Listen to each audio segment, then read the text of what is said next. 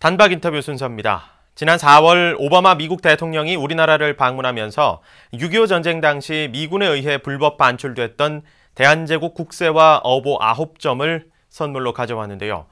조선 왕조에서 사용한 일종의 도장인 이들 국세와 어보는 60여 년 만에 고국의 품으로 돌아온 겁니다. 빼앗긴 우리 문화재를 되돌려받는 문화재 환수운동 하면 떠오르는 분이 있죠. 바로 문화재 제자리 찾기 대표 해문 스님입니다. 해문 스님을 양봉모 보도국장이 만났습니다. 네, 스님 안녕하십니까? 네, 반갑습니다.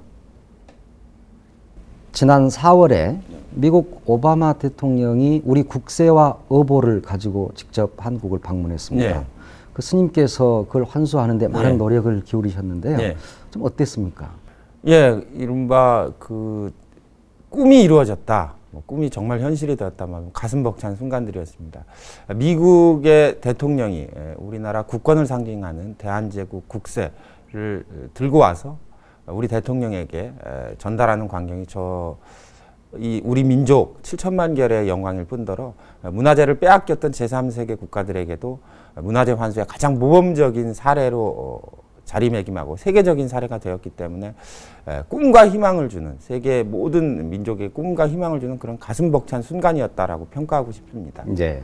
이번에 미국으로부터 돌려받은 국세와 어보는 네. 어떤 것입니까? 예, 이 대한제국 1897년에 우리나라가 독립국임을 세계 만방에 선포했던 대한제국의 성립과 더불어서 제작되었던 대한제국 황제를 나타내는 황제지보입니다.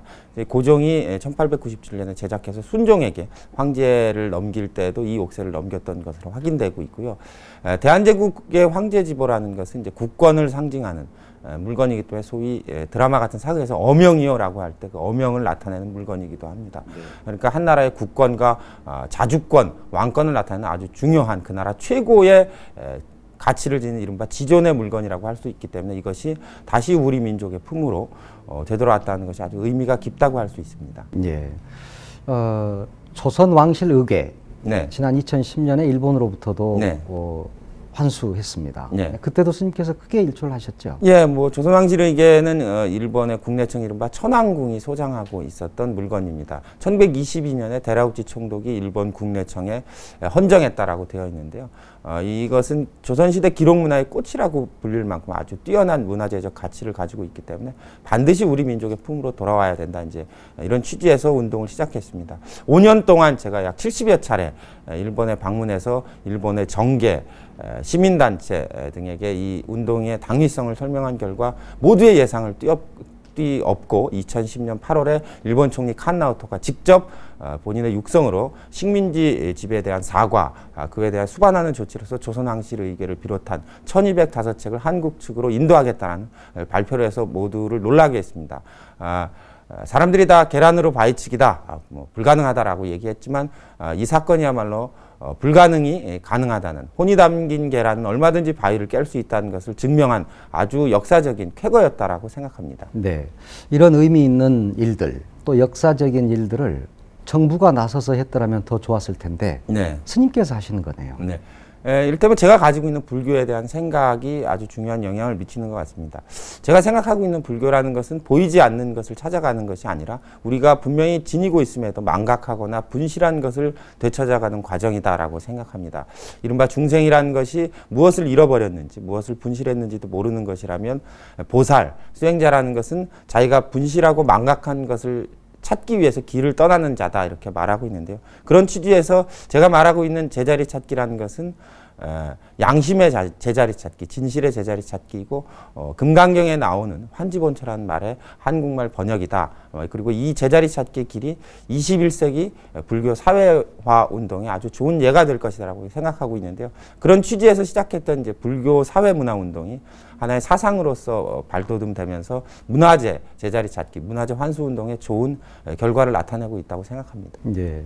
또 동학군 장군의 네. 유고를 또 반환받기도 하셨어요. 네. 지금 전주역사박물관에 소장 중인 동학군 장군의 유골은 1996년도에 홋카이도 대학으로부터 반환받은 유골입니다. 홋카이도 대학은 일제시대 때 1906년 동학군 장군의 수급을 수집해가지고 인종학적인 견해, 이를테면 조선민족은 폭력적이다라는 이제 이런 것들을 증명하기 위해서 유골을 보관해 있다가 96년도에 이 반인권성이 지적되어서 한국으로 반환한 유골입니다. 이것이 지금까지 20년 넘게 방치되어 있다가 제가 지난 5월 19일 날 전주역사박물관에 직접 찾아가서 유골을 안장하지 않고 이해관계 때문에 처리하지 않는 것은 좀 문제가 있다라고 지적함으로써 지금 동학혁명 120주년을 맞아서 안장, 장례 절차가 논의 중인 것으로 알고 있습니다. 네. 문화재는 사실은 불교계가 대부분 또 보유를 네. 하고 있습니다. 예. 우리 불교계에서도 문화재에 대한 관심도를 좀 더 높여야 하지 않느냐 이런 지적도 좀 있습니다. 예, 불교는 우리 민족 문화를 창조해내고 그걸 지켜온 아주 역사와 전통을 가지고 있는 곳인데 아쉽게도 지금 불교계가 문화재 관리에 좀 소홀하지 않나 뭐 이런 지적도 좀 받고 있는 것은 사실입니다. 그동안 문화재에 대한 문제에 적절한 가치를 평가하지 못하고 좀 방치한 면도 좀 없잖아 있다고 생각합니다. 이 불교계의 불상이라든지 이런 문화재들은 신도들의 시주에 의해서 만들어진 물건이자 부처님을 표상하는 아주 소중한 성보입니다. 이런 것들을 잘 지키고 제대로 관리해서 후세에 넘겨주는 그런 노력이 조금 더 필요한 시점이라고 생각합니다. 네.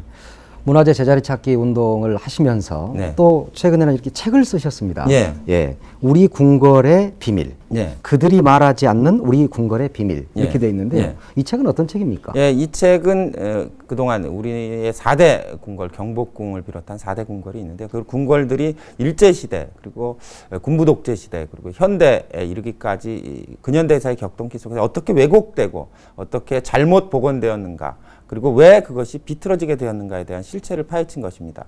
궁궐이라는 것은 아름다운 문화유산이기도 하지만 중세시대, 봉건시대에 권력의 욕망이 꿈틀대던 아주 인간의 욕망이 극도로 부딪히는 공간이기도 합니다. 이것을 이제 부처님 말씀에 의하면 능엄경에서는 어떤 사람이 깨침을 얻는다면 마왕의 궁전이 무너진다고 얘기하는데요. 그 권력욕의 최정점에 서 있었던 궁궐이 어떻게 권력과 함께 부침하면서 왜곡되고 잘못 비틀어져 갔는가 그런 것들을 하나하나 기술함으로써 좀 더 이상적인 궁궐을 만들어가는 후대를 위해서 좀 제가 부족하지만 좀 책을 한 권 내게 됐습니다. 네, 오늘 말씀 고맙습니다. 네, 감사합니다.